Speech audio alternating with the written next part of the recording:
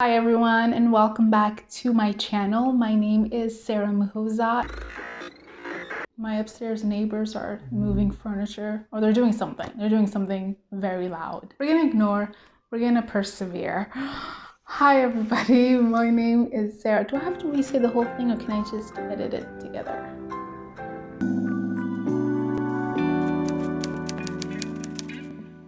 Welcome back to my channel. If you're new here, feel free to subscribe so we can hang out every week, every Tuesday and Thursday.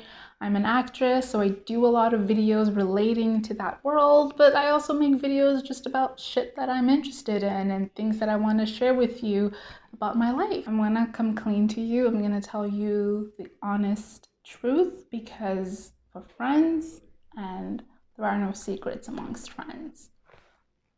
I love television. I watch a lot of shows. Not just because Miss Rona came along and forced us to all be in the house. No, I've always watched a lot of TV. I just love storytelling, and TV is my favorite medium. But I also read a good amount of books. A good amount. Enough to keep a few brain cells activated. And I know that those people who are like, the book was better than the TV show. Those people are annoying. They know they're annoying. We know they're annoying. But unfortunately, sometimes they're absolutely right and sometimes they're not. So today I'm gonna tell you which one I preferred better, the book or the TV show. Our first case is Little Fires Everywhere. I'm gonna give you a brief breakdown in case you haven't seen it. No spoilers, I promise. It's about two families that live in Ohio. We have the Richardsons, who are this perfect white picket fence kind of family, two parents, what is it, 3 kids. They're just missing a golden retriever before they're like the cookie cutter family. And then the other family is the Warren, which is Mia and Pearl Warren, a mother-daughter duo. And they're a family who live paycheck to paycheck. They don't have a lot of structure to their home life. They move around a lot because the mom is an artist and she moves around to find inspiration. Mia Warren, who in the show is played by Kerry Washington, starts working for Mrs. Richardson, who's played by Reese Witherspoon.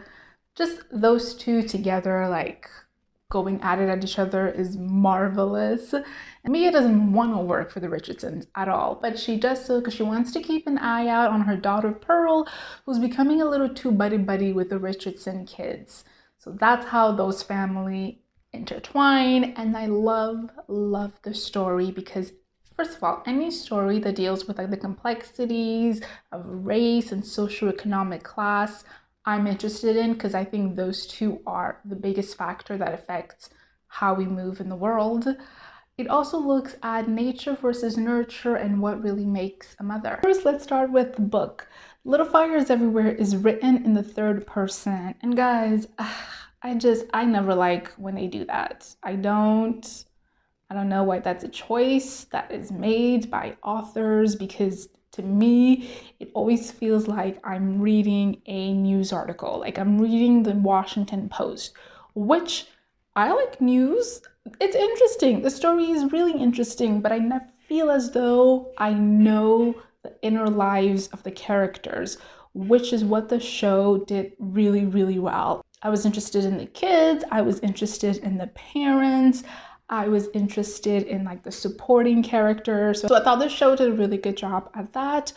Also, Mr. Richardson is barely in the book. He plays the lawyer and we see him in the court case, which is a major part of the story. But him as a character, to me, could have been completely left off. However, in the show, you see just how pivotal he is, especially in relation to Elena Richardson, his wife. The story takes place in the 90s, and I don't think the book capitalized on that enough. Like, when I was reading it, the only time I really remembered what decade it was because they referenced Bill Clinton, and I was like, oh, yeah, we're in the 90s. But in the show, the 90s aesthetic are bursting, and I get it. A TV show is a visual medium, so obviously they're gonna do a lot more of that.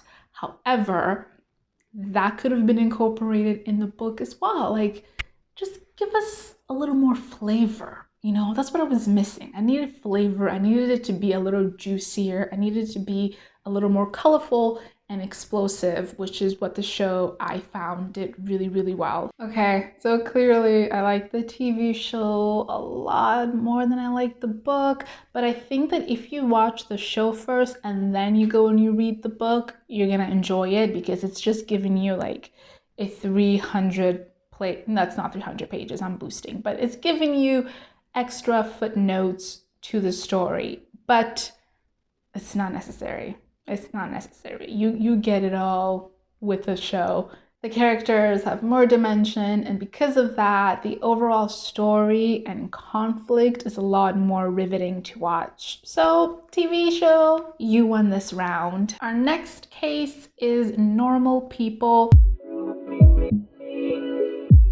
Normal People is a coming-of-age story, and it's also a reluctant love story between Connell and Marianne, which is they want to be together, they can't be together, then they are together, and then they can't stay together. And that premise is just, it's never gonna get old. Like, romance is here to stay, and messy romance is here to stay even more. I love Normal People. Like, I was obsessed with the book. I mentioned it in my top 5 books you should read video. It's just, it's very, very high on my list of like greatest novels. And I was really, really excited for the show. I talked about it incessantly. Then the show came out and I was confused.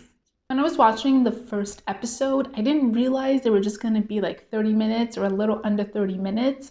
So when it ended, I was like, what? Where was the climax point? Where is the thing that's gonna make me wanna tune in for episode 2? So the 30-minute format that they decided to do, to me, makes no sense, because it's not a show that's like a slow burn where you build up to something. It's not. It's two people really kind of living mundane lives. So why was it done in 30 minutes?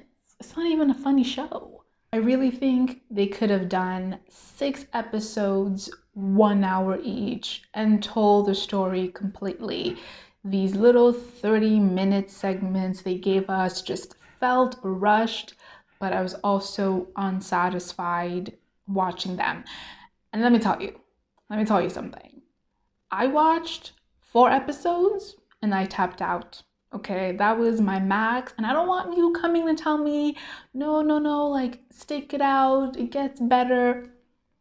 It's not a chore. I'm not writing an essay. Like, you should get me from the jump. And if you haven't gotten me by the 4th episode, I don't know what to tell you. This is just a small pet peeve that I have with TV shows and movies. You know, when they put this like gray filter or gray color scheme just to indicate that this is a small town, life here is dull, we're not living city life, so nobody here is gonna get vitamin D and we're all just gonna look malnourished. Like, why? Yeah, why do you do that? And you know what's funny is that the Normal People promotional pictures for the show, they don't have that gray filter color scheme. No, they're like bright colors because that's a lot more visually appealing. And I'm looking at you, Ozark. I'm also looking at you. You're not part of the case, but this applies to you. Okay, another small thing I want to mention that I just remembered is there's a scene, it takes place in school, and Connell and Marianne are talking about her being like suspended or given detention, and they're in the hallway and there's barely any background noise. And when I was watching it, I'm like, why was this decision made? And then I thought maybe it's to indicate to us that like when the two of them are together, nothing else matters in the world. They don't even see the world, like their peripheral vision is completely shut off. Maybe that's why there's almost no background noise. But when you watch it, It's just another thing that makes this scene flat on top of that gray filter. I'm never getting off of that. My favorite thing about the book is how it explores the way we communicate and the way we don't communicate. Like Connell and Marianne are constantly thinking about, oh, what is the other person saying? Or how do they interpret what I said? Or things that get misinterpreted. And I know that's a hard thing to translate visually. So yeah, I just found the show to be a little lackluster, and it broke my heart because I loved the book. But my sister, who didn't read the book, watched the show and she absolutely loved it. And I do have to say that the two actors who play Connell and Marianne, they did a fantastic job. I love the performances of what I saw from the 4 episodes. So casting, you did your thing there. They really were what I pictured when I was reading the book. Okay, so in this round, book wins. We have reached the end. I've let you know if the book was better, if the TV show was better. If you disagree with me, if you want to yell at me for my opinions, you can do so in the comment below. Otherwise, I just want to tell you thank you so much for watching this video. Please give it a thumbs up if you enjoyed it. And don't forget to hit the subscribe button. I will see you when I see you. Struggle proudly.